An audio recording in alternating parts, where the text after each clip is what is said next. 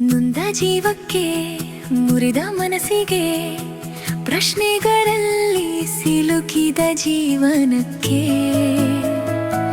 ಬೆಳಕಿಗಾಗಿ ಅಲೆಯುವ ಹೃದಯಕ್ಕೆ ಸತ್ಯವೇದದಿಂದ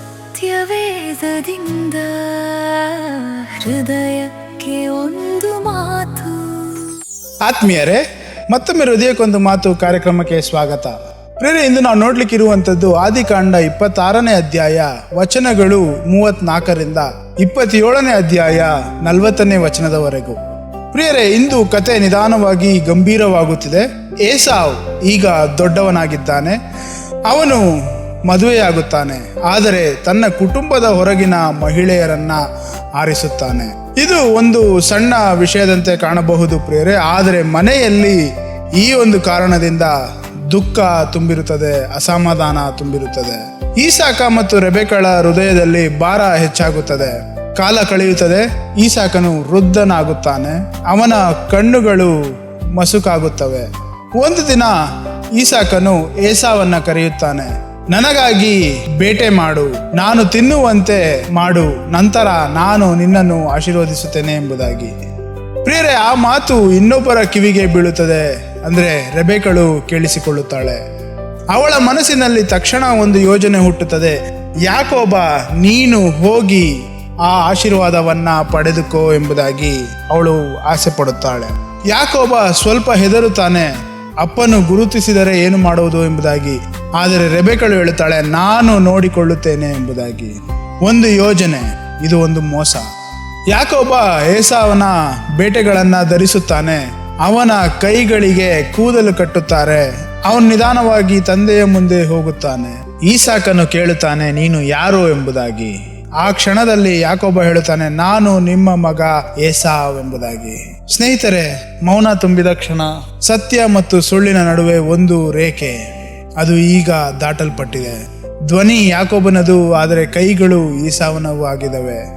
ಈಸಾಕ್ ಅನುಮಾನ ಪಡುತ್ತಾನೆ, ಅವನು ಸ್ಪರ್ಶಿಸುತ್ತಾನೆ ಮತ್ತು ನಂಬುತ್ತಾನೆ. ಆಮೇಲೆ ಆಶೀರ್ವಾದ ಕೊಡುತ್ತಾನೆ, ಪೂರ್ಣ ಹೃದಯದಿಂದ, ಪೂರ್ಣ ಅಧಿಕಾರದಿಂದ. ಸ್ವಲ್ಪ ಸಮಯದ ನಂತರ ಏಸಾವ್ ನಿಜವಾಗಿಯೂ ಬರುತ್ತಾನೆ. ಅವನು ಆಹಾರ ತಂದು ಕೊಡುತ್ತಾನೆ, ಅಪ್ಪ ನಾನು ಬಂದಿದ್ದೇನೆ ಎಂಬುದಾಗಿ. ಆ ಕ್ಷಣದಲ್ಲಿ ಸತ್ಯ ಸ್ಫೋಟವಾಗುತ್ತದೆ. ಪ್ರಿಯರೇ, ಎಲ್ಲವೂ ಸ್ಪಷ್ಟವಾಗುತ್ತದೆ, ಇದು ಒಂದು ಮೋಸ ಎಂಬುದಾಗಿ. ಏಸಾವ್ ಗಂಭೀರವಾಗಿ ಅಳುತ್ತಾ ಕೂಗುತ್ತಾನೆ, ಅಪ್ಪ ನನ್ನನ್ನು ಆಶೀರ್ವದಿಸಿ ಎಂಬುದಾಗಿ. ಆದರೆ ಈಸಾಕ್ ಹೇಳುತ್ತಾನೆ, ನಾನು ಅವನನ್ನ ಆಶೀರ್ವದಿಸಿದ್ದೇನೆ, ಅದು ಈಗ ಅವನದೇ ಎಂಬುದಾಗಿ. ಸ್ನೇಹಿತರೆ, ಒಂದು ಕ್ಷಣದ ನಿರ್ಧಾರ ಒಂದು ಕುಟುಂಬವನ್ನ ಬದಲಾಯಿಸುತ್ತದೆ. ಏಸಾವ್ ಹೃದಯದಲ್ಲಿ ನೋವು, ಕೋಪ. ಯಾಕೋಬ್ ಆಶೀರ್ವಾದ ಪಡೆದನು, ಆದರೆ ಶಾಂತಿ ಕಳೆದುಕೊಂಡನು. ಕತೆ ಇಲ್ಲಿ ನಿಂತಂತೆಯೇ ಕಾಣುತ್ತದೆ, ಆದರೆ ನಮ್ಮೊಳಗೆ ಒಂದು ಪ್ರಶ್ನೆ ಬಿಟ್ಟು ಹೋಗುತ್ತದೆ.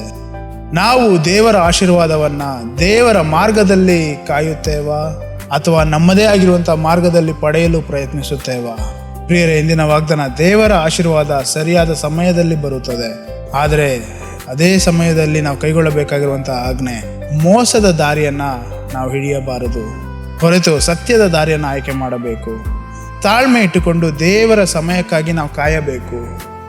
ಪ್ರಿಯರೇ, ಇಂದು ಇದನ್ನು ನೆನಪಿಟ್ಟುಕೊಳ್ಳೋಣ. ಯಾಕೋಬ ಆಶೀರ್ವಾದ ಪಡೆದನು, ಆದರೆ ಮನೆಯಲ್ಲಿ ಶಾಂತಿ ಕಳೆದುಕೊಂಡನು. ಏಸಾವ ಆಶೀರ್ವಾದ ಕಳೆದುಕೊಂಡನು ಮತ್ತು ಹೃದಯದಲ್ಲಿ ನೋವು ಉಳಿದಿತ್ತು. ಹಾಗಾದ್ರೆ ಇಂದು ನಾವು ಯಾವ ದಾರಿಯಲ್ಲಿ ನಡೆಯುತ್ತಿದ್ದೇವೆ? ಸತ್ಯದ ದಾರಿಯಲ್ಲ, ಅಥವಾ ಯಾವುದಾದ್ರೂ ಶಾರ್ಟ್ಕಟ್ ಹುಡುಕ್ತಾ ಇದ್ದೇವಾ? ಮತ್ತೆ ಮುಂದಿನ ಸಂಚಿಕೆಯಲ್ಲಿ ಭೇಟಿಯಾಗೋಣ. ಅಲ್ಲಿಯವರೆಗೂ ನ್ಯಾಯವಾದ ದಾರಿಯಲ್ಲಿ ನಡೆಯೋಣ. ಆಮೇನ್. ಜೀವಕ್ಕೆ ಮುರಿದ ಮನಸ್ಸಿಗೆ ಬೆಳಕನ್ನು ಹುಡುಕುವ ಹೃದಯಕ್ಕೆ ಸತ್ಯವೇದದಿಂದ ಹೃದಯಕ್ಕೆ ಒಂದು